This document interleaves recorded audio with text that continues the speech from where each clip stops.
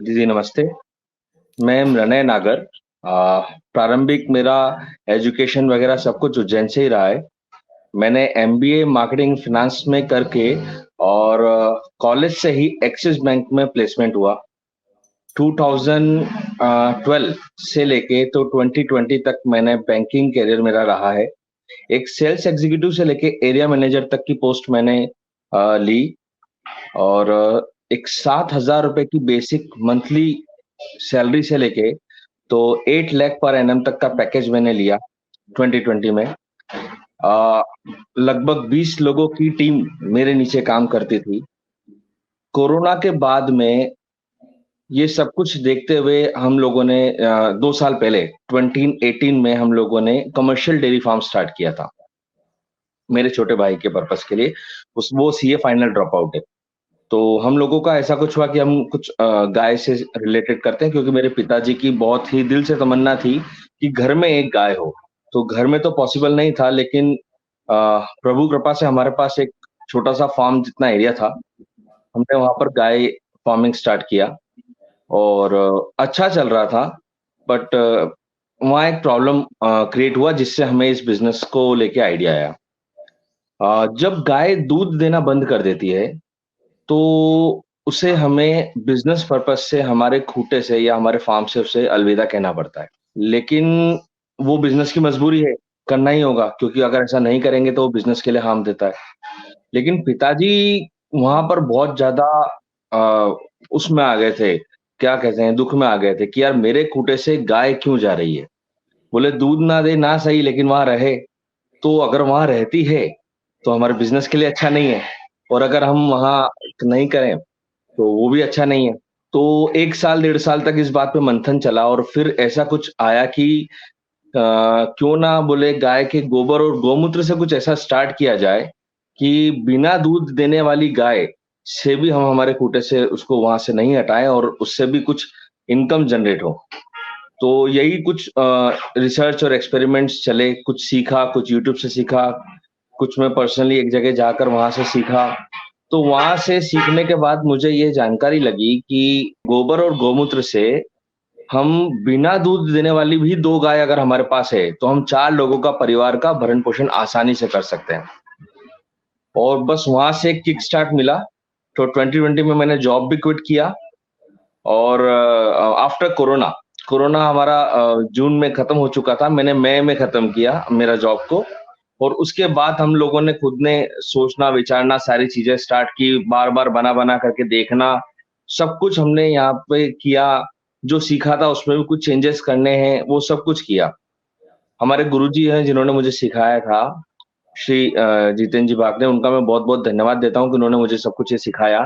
फिर उसके बाद मैं आगे बढ़ा, कुछ और एक्सपेरिमेंट्स किए और फिर आज अब जाकर 2 साल में, 2.5 साल में अब जाकर मुझे वो प्रॉपर चीज़ें मिली और चीज़ें आगे चल निकली और लोगों द्वारा पसंद भी किया जा रहा है जो हम बना रहे हैं। बहुत सुंदर। तो गोबर ही क्यों? मतलब जैसे जो आप हवन कप्स वगैरह बना रहे हैं, उसमें और कोई जी रॉ हाँ। मटेरियल भी आपको लगता है यूज़ हो सकता था, लेकिन गोबर क्यों एक अच्छा विकल्प है उसके लिए? उसके बारे में समझाइए। सबसे पहली बात अगर मैं बताऊँ तो शुरुआती जो आइडिया आया था वो आध्यात्मिक तौर पे नहीं था। हमारे पास गोबर की उपलब्धता बहुत प्रचुर मात्रा में थी और हम उस गोबर से ही कुछ करना चाह रहे थे। जो गाय हमारे यहाँ दूध नहीं दे रही है, उस वो सस्टेन हमारे ही फार्म में रहे। ये सबसे पहले बस इतना दिमाग था। फिर बाद में जब हमने बनाया और शुरुआत में अच्छा नहीं बना, तब एक मन हमारा कर गया था कि यार हम गोबर को छोड़ो और चंदन की लकड़ी के पाउडर का इस्तेमाल कर लिया जाए या कोयले के चूल्हे का इस्तेमाल कर लिया जाए। लेकिन वह बस वापस से वो पिताजी वाली जो बात थी वो दिमाग में आ गई कि क्या इसके करने से भी आप गाय को अपने फार्म पे रख सकोगे? तो फिर से वापस चैलेंज वहीं आ गया घूम फिर करके कि नहीं हमें करना तो गोबर से ही करना है, भले कितना भी टाइम लगे और कैसा बने। तो बस उसी चैलेंज को हम फेस करते गए और उसके लिए अलग-अलग एक्सपेरिमेंट्स करते गए। कोयले और लकड़ी के कप्स बनाने के कंपैरिजन में गोबर के कप महँगे पड़ते हैं और मार्केट में एक ये भ्रांति फैली हुई है कि यार गोबर तो इतना सस्ता रहता है कि मार्केट में कहीं भी मिल जाता है। तो गोबर इतना सस्ता होने के बाद गोबर के कप इतने महंगे क्यों? तो इसमें भी हमें एक चैलेंज आया कि कॉस्टिंग हमें मार्केट में बैठानी पड़ी, वो भी हर्बल, अपने आप को हर्बल रखते हुए। तो ये भी एक बहुत बड़ा चैलेंज था, इसमें खुद को हमें 2 महीने 3 महीने लगे इसी के ऊपर काम करते-करते।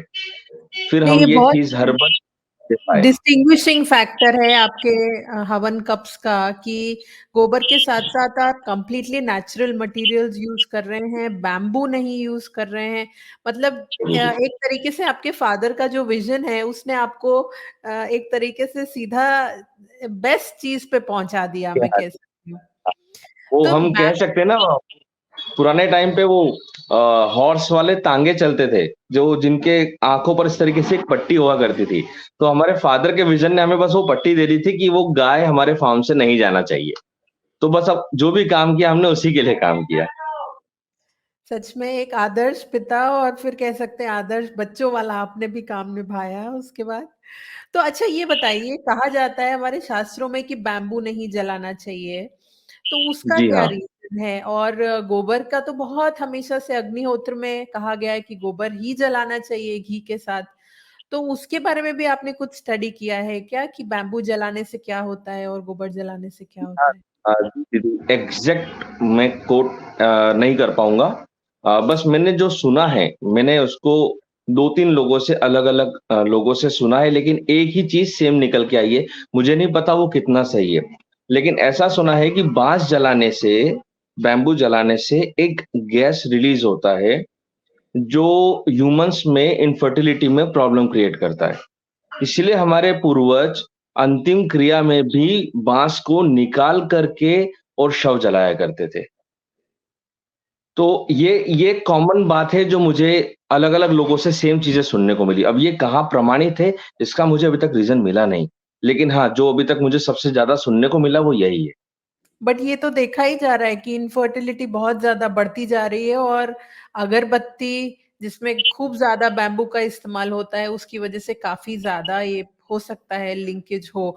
ये तो कहा ही गया बिल्कुल, है कि इवन और बीमारियाँ भी अगरबत्ती से काफ़ी ज़्यादा फैल रही हैं। तो ये कोई भी प्रॉब्लम हेल्थ रिलेटेड कोई इश्यू आपके हवन कप से आ ही नहीं सकती क्योंकि सारे मटेरियल्स बिल्कुल। जो आप यूज़ कर रहे हैं नेचुरल हैं। हमारे हवन कप में हमने ये प्रयास किया है कि एक बंद कमरे में भी अगर आपने हमारे हवन कप या हमारी धूप बत्ती जलाई, तो वो जलाने के बाद भी आप उसको प्राणायाम कर सकते हैं, तो भी आपकी आंखों में जलन महसूस नहीं होगी, आपको उसके धुएं से घबराहट नहीं होगी। यही हमने प्रयास किया है। बहुत सुंदर। अच्छा तो अभी आप अपनी गौशाला के बारे में बताइए। वहाँ पे कितनी दूध देने वाली हैं और कितनी नॉन दूध देने वाली हैं? कितना गोबर का कंज़म्पशन है और आप क्या पूरी तरह अपनी गौशाला सपोर्ट कर पा रहे हैं आज की डेट में? अ, जी दीदी, मेरी गौशाला में अभी आज की तारीख में लगभग 26 के करीब गाय हैं। और गायों में 60-40 का रेशो है। 40% दूध देने वाली गाय होती हैं, 60% बिना दूध देने वाली गाय होती है। और दूध और घी का भी, जैसे मैंने आपको बताया, हमने शुरुआती दौर पे दूध और घी से ही स्टार्ट किया था। तो दूध देने के लिए तो जितनी दूध वाली गाय होंगी उतनी ज़्यादा अच्छा होगा। और लेकिन अभी आज की तारीख में जो अब धूप बत्ती और हवन कप्स और अग्निहोत्र टिक्की हम बना रहे हैं, उसके लिए जितनी गाय गोबर जितना देंगी, उतना हमारे लिए इस बिज़नेस के लिए ज़्यादा अच्छा रहेगा। और हम ये कह सकते हैं कि अभी हम सस्टेन कर रहे हैं। दोनों ही बिज़नेस से प्रॉपर अगर हम देखें, तो हम सस्टेन कर रहे हैं। क्योंकि खर्चा तो बहुत हो जाता है। 26 गायों का पालन-पोषण में मुझे लगता है लाख रुपए से ज़्यादा खर्चा आता ही होंगे? बिल्कुल और दीदी, थोड़ा ज़्यादा ही जाता है।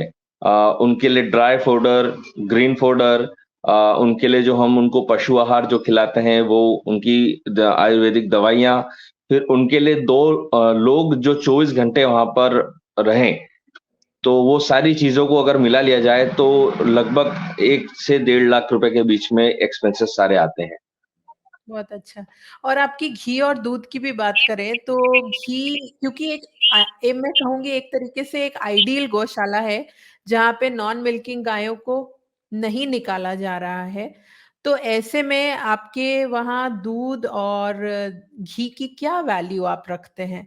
क्या can it be compared to the commercial milk and ghee that is available in the market? जहाँ पे गायों को इतना इल ट्रीट किया जाता है, जहाँ पे गायों जो दूध नहीं देती उनको निकाल के बाहर कर दिया जाता है, which and up in the streets और इन द स्लॉटर हाउस। तो आपके दूध और घी की क्या वैल्यू है? आपकी नज़रिया में? अ, दीदी मैं मेरी प्रोडक्ट्स की इतनी ज़्यादा जानकारी समझ में नहीं आ पाएगी मुझे कि मैं कैसे बताऊँ। लेकिन मैं ये ज़रूर बता पाऊँगा कि जो मार्केट में गाय का दूध ₹50 लीटर मिल रहा है, वही हम हमारे छोटे शहर उज्जैन में ₹80 लीटर में हम लोग वो दूध देते हैं।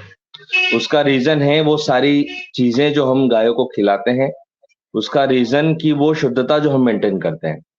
वहीं अगर मैं घी की बात करता हूँ दीदी तो अ, मार्केट में गाय का घी आसानी से 500, 600, ₹700 में मिल सकता है।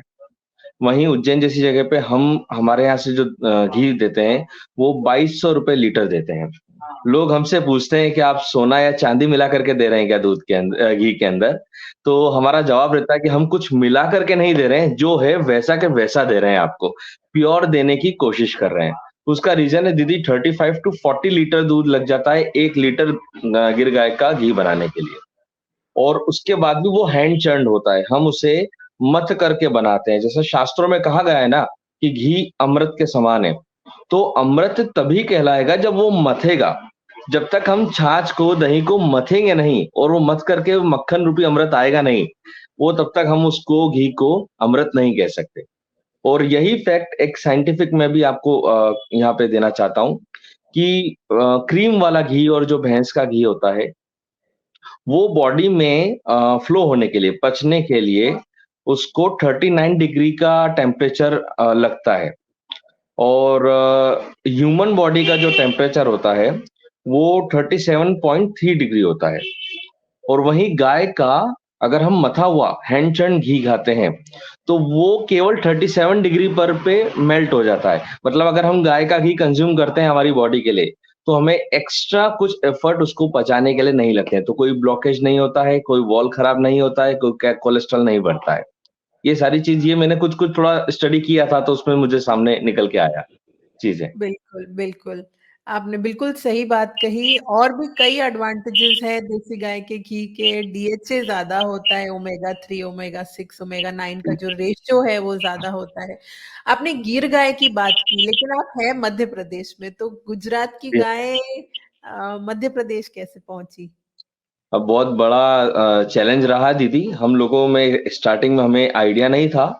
हम लोगों ने सेंट्रल से जो स्कीम्स होती हैं, लोन की स्कीम्स, हमने उन लोन की स्कीम्स से लोन किया पहले।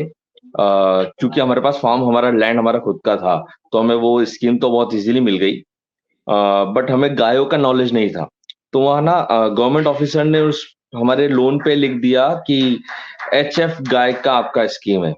तो हमें ओह! पहली बार मजबूरी में एचएफ गाय ला करके वहाँ पर दिखानी पड़ी और ओह! फिर वो धीरे-धीरे जब वो लोन की प्रक्रिया 6 महीने की पूरी हो गई, तो फिर वो एचएफ गाय को हमने वापस सोल्ड आउट किया और देशी गाय ढूँढना स्टार्ट किया। तो हमें रिसर्च में मालूम पड़ा कि जो ओरिजिनल गिर की जो गिर गाय हैं, वो हमारे यहाँ उज्जैन के एटमॉस्फेयर में प्रॉपर फंक्शन नहीं करती हैं। वो ज़्यादा 2 महीने, 3 महीने से ज़्यादा सस्टेन नहीं कर पाती हैं। तो यस, उसका रीज़न समझ में आया तो गिर प्रांत का जो मौसम होता है और उज्जैन प्रांत का जो मौसम है वो बेनिफिशियल नहीं होता है। फिर थोड़ा और रिसर्च किया तो गिर गाय का ही एक छोटा बोल देते हैं कि छोटा रूप बोल दें या छोटा अवतार बोल दें, उसे बोलते हैं रेंडी गाय और ये पाई जाती है अजमेर के जंगलों में, राजस्थान में। हूबहू वही रूप, वही शक्ल, वही गुण हो सकता है गिर क्षेत्र के कारण उसका नाम गिर मिल गया। तो हम लोग फिर अजमेर के जंगलों में गए। वहाँ पर हमें अलग-अलग लोग मिलते चले गए, फिर वहाँ से हम सारी गाय लेके आए। तो वो गाय हमारे यहाँ उज्जैन के एटमॉस्फेयर में ढल गई। वैसे नेटिव जो मूल गाय है उज्जैन की, मध्य प्रदेश की, वो कौन-सी गाय होगी? मालवी गाय कहा जाता है उन्हें। मालवी गाय। तो उस कद पे आपने काठी काम करने का नहीं सोचा? दीदी शुरुआत में तो जैसे मैंने आपको बताया था कि बिज़नेस माइंड था, बिज़नेस आइडिया था, दूध सोच रहे थे कि कैसे ज़्यादा आए। मालवी गाय का मात्र 1.5 से 2 लीटर पर टाइम के दूध की कैपेसिटी होती है और उसका ड्राई पीरियड बहुत ज्यादा होता है, लगभग 60% उसका ड्राई पीरियड होता है। तो मालवी गाय बेसिकली आपको कह रही है कि आप पूरा बिजनेस मेरे गोबर और गोमूत्र पे फोकस करिए, बिल्कुल दूध बिल्कुल। अपने घर के लिए रखिए और थोड़े बहुत लोगों के लिए, और शायद शुरुआत और महंगा शुरुआत भी बेचिए, 2100 जी नहीं, फिर आप उसको और ज्यादा का बेचिए। बिल्कुल कह रही है, लेकिन उस समय ये दिमाग हमारा उतना था नहीं, उतना मतलब हम सोच नहीं पा रहे थे। ये सब चीजें कहते हैं ना कि काम खुद बोलता है कि अब मुझे तुम ऐसे करो, तो बस बिल्कुल। वो करते चले गए और रास्ते खुलते चले गए और समझ में आता गया कि अब क्या करना है और कैसे करना है। बिल्कुल। टू कंक्लूड मृणय जी, आपसे बात करके बहुत अच्छा लगा, बहुत इंस्पिरेशन मिला मुझे लगता है हम सब दर्शकों को। और मैं ये कहना चाहूँगी कि इनके हवन कप्स बहुत ही अच्छे हैं और रीज़नेबल हैं, और वो कस्टमाइज़्ड पैकेजिंग में अवेलेबल होते हैं। तो अगर आप चाहें कि आप अपने शहर में इसको एज़ अ बिज़नेस भी टेक अप कर सकते हैं, अपने घर के लिए भी आप ऑर्डर प्लेस कर सकते हैं, तो मृणय जी का नंबर हम डिस्क्रिप्शन में शेयर कर देंगे, आप उनसे इन टच हो जाइए। जी, धन्यवाद मृणय जी, आपसे बहुत अच्छा लगा बात करके।